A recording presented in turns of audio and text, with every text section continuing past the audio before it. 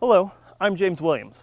While there are many agro-tourism venues in the state, it's still a rarity to find a site that includes a winery, restaurant, gardens, art opportunities, crafts, and bedding plants. More than 150 years in the making, Streamcliff Farm celebrates the art and bounty to be found in Jennings County.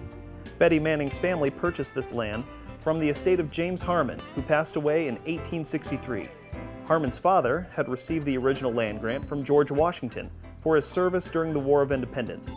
7 generations have lived on the land, but Betty and her husband Gerald Manning had something new in mind in 1966 when it became their turn to steward the property. Their daughter Elizabeth Manning Riley is now the restaurant manager and culinary instructor. Son Greg Manning is the horticulture manager. Betty and Gerald remain very involved owners.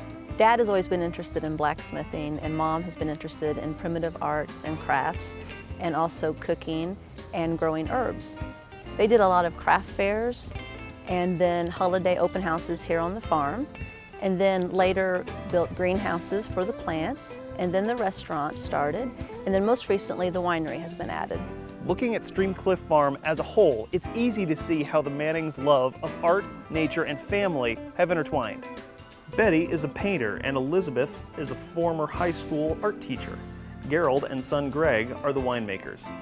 When you look at the work they've developed, you see how all three are expressed.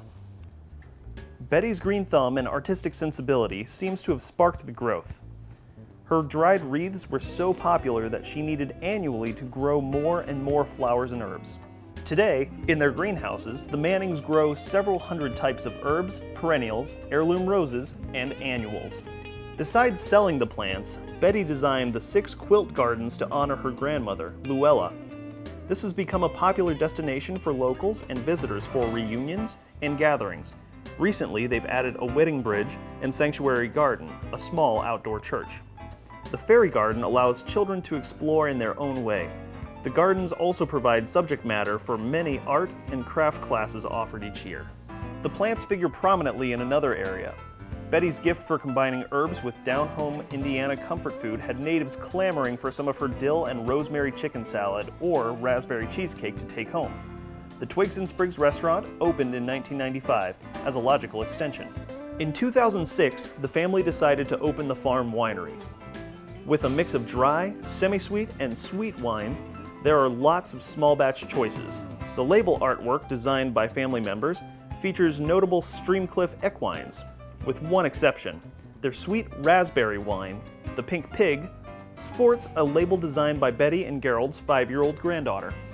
Each part of Streamcliff Farm fits logically with the others to create a cohesive whole of the sights, smells, and sounds of green things growing. When we return, we'll taste their food and wine.